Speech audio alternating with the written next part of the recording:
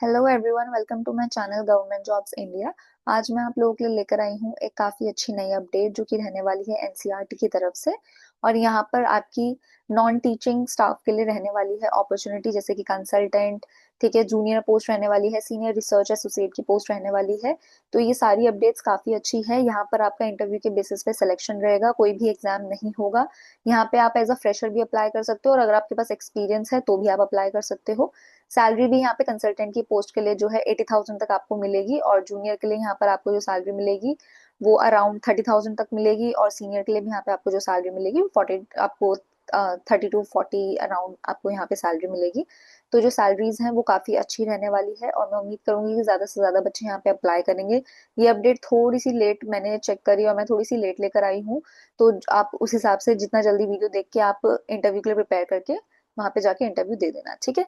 तो ये इनकी ऑफिशियल वेबसाइट है जो कि आप देख सकते हो, ये इनकी एनसीईआरटी की ऑफिशियल वेबसाइट है, और डिपार्टमेंट ऑफ एजुकेशन में अपडेट निकली है, जिसके लिए आपको यहाँ पर आप देख सकते हो अनाउंसमेंट का ऑप्शन है। अनाउंसमेंट पे क्लिक करना है, आपको वैकेंसीज के ऑप्शन दिख जाएंगे। फिर यहाँ पे आपको वैकेंसीज में प्रोजेक्ट स्टाफ पे क्लिक करना है। प्रोजेक्ट स्टाफ में आपको कंसल्टेंट की सेकंड नंबर पे कंसल्टेंट की दिख जाएगी, तो ये बेसिकली कंसल्टेंट की रहने वाली है, ठीक है। यहाँ पर इनका एक प्रोजेक्ट है जो कि ई मैगजीन सपनों की उड़ान, ये जो प्रोजेक्ट है ये इसके लिए इमीडिएट बेसिस पे हायरिंग कर रहे हैं। 23 जुलाई को ये अपडेट निकली थी, और यहाँ पे 2 कंसल्टेंट की पोस्ट रहने वाली है, जिसके लिए आपकी post graduation Hindi, English, linguistic, mass communication, journalism, किसी में भी आपकी अगर पोस्ट ग्रेजुएशन है तो आप यहाँ पे अप्लाई कर सकते हो। अगर आपके पास नेट या पीएचडी अगर आपने क्लियर करी है तो आपको यहाँ पे ज्यादा चांसेस होंगे जॉब लगने के, ठीक है। 3 साल का यहाँ पे एक्सपीरियंस चाहिए होगा मिनिमम। अगर आपने पीएचडी होल्ड कर रखी है तो आपको ज्यादा यहाँ पे प्रेफरेंस दी जाएगी। अगर आपके पास कंप्यूटर की नॉलेज है ज्यादा प्रेफरेंस दी जाएगी। अगर आपको पहले से ही पब्लिशिंग जर्नल में या फिर मैगजीन न्यूज़पेपर वगैरह में एक्सपीरियंस है तो आपको ज्यादा प्रेफरेंस दी जाएगी। यहाँ पे मिनिमम 45, मैक्सिमम 45 ईयर्स, उससे कम वाले लोग अप्लाई कर सकते हैं। और अगर आप रिटायर्ड फैकल्टी मेंबर हैं तो आप यहाँ पे 70 ईयर्स तक भी अप्लाई कर सकते हैं। ये जो प्रोजेक्ट है 31 मार्च 2027 तक रहेगा। और यहाँ पे सैलरी जैसा कि मैंने आपको बताई थी 80,000 पर मंथ आपको यहाँ पे सैलरी मिलने वाली है। वॉक इन इंटरव्यू जो आपका रहेगा वो 10 अगस्त को रहेगा, मंडे को, और 10:30 बजे आपका इंटरव्यू स्टार्ट हो जाएगा। पर आपका रिपोर्टिंग टाइम 9:30 to 10:30 रहेगा, क्योंकि आपने रजिस्ट्रेशन भी करानी रहेगी, ठीक है। यहाँ पर आपने ओरिजिनल सर्टिफिकेट्स डॉक्यूमेंट्स लेके जाने हैं और उनकी सेल्फ अटेस्टेड कॉपी भी लेके जानी है। उसके अलावा एक पासपोर्ट साइज फोटो भी लेके जानी है इंटरव्यू के लिए।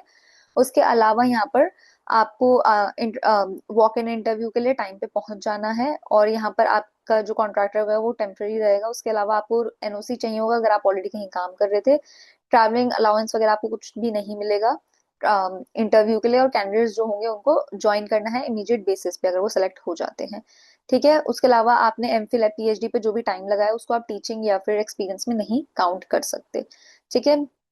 तो ये था सारा अपडेट। ये है अब इनकी एप्लीकेशन, ये आप चेक कर सकते हो, और एप्लीकेशन आपने ऑफलाइन आप वहां पे लेके जा सकते हो।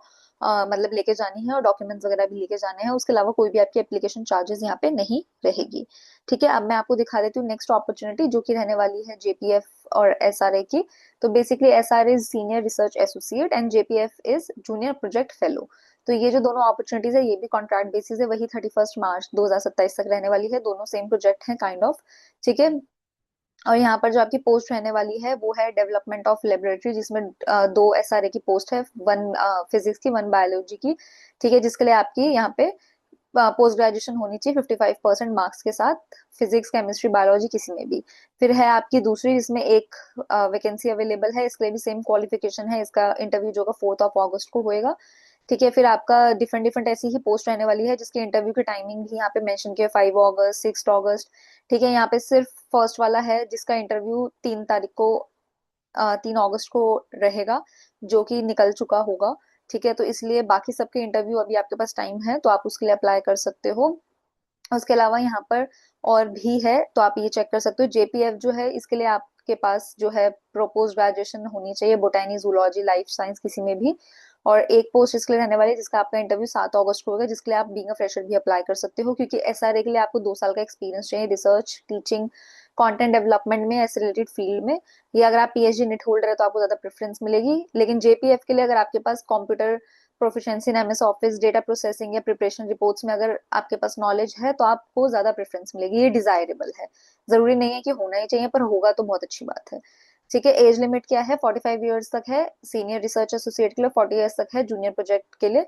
ठीक है, और रिलैक्सेशन जो है एज अ गवर्नमेंट नॉर्म्स होगा, 31st तक आपका ये प्रोजेक्ट रहेगा, जहाँ पे अगर आपने नीट और पीएचडी कर रखा है तो आपको सीनियर रिसर्च में 42,000 मिलेगा, और नॉन नीट वालों को 40,000 मिलेगा। जेपीएफ में आपको जो सैलरी है वो 37,000 मिलेगी, नीट और पीएचडी होल्डर को 35,000 मिलेगी, नॉन नीट वालों को। यहाँ पे आपका न्यू दिल्ली में इसका भी वही सेम आपका इंटरव्यू रहेगा, न्यू दिल्ली में ही, डिपार्टमेंट ऑफ एजुकेशन में। रिपोर्टिंग टाइम आपका जो है 9:30 टू 10:30 रहेगा रजिस्ट्रेशन के लिए, और इंटरव्यू आपका 10:30 पे स्टार्ट हो जाएगा।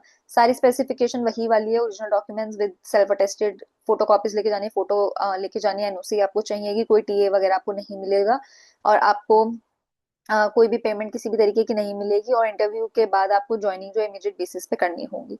ठीक है, और उन रिटर्न और पब्लिश्ड वर्क, आपको जो भी आपने, अगर आपने कुछ पब्लिश्ड वर्क जैसे इनको चाहिए, आपने कुछ भी लिखा हो, कोई भी काम आपका पब्लिशिंग से रिलेटेड रहा हो, तो आपको वो भी लेकर जाना होगा। ठीक है, तो ये सारी चीजें अब आप चेक कर सकते हो, इसका भी वही एप्लीकेशन फॉर्म रहने वाला है, तो ये आप फिल करके ले जाना। तो ये था आज का अपडेट जो कि मुझे काफी अच्छा लगा, और मैं चाहूंगी कि आप लोग जैसे ही देख रहे हैं तैयारी करना स्टार्ट कर दीजिए, फॉर्म वगैरह निकलवा के फिल करना स्टार्ट कर दीजिए, क्योंकि टाइम थोड़ा सा कम है, ये अपडेट मैंने बहुत लेट देखा। ठीक है, तो जितने भी कैंडिडेट्स इंटरेस्टेड हैं फटाफट से अप्लाई कर दें। ठीक है, तब तक आप अपना ध्यान रखना, मैं आपसे मिलती हूँ नेक्स्ट वीडियो में, बाय। और इनकी लिंक्स जो है वो आपको डिस्क्रिप्शन में मिल जाएंगे।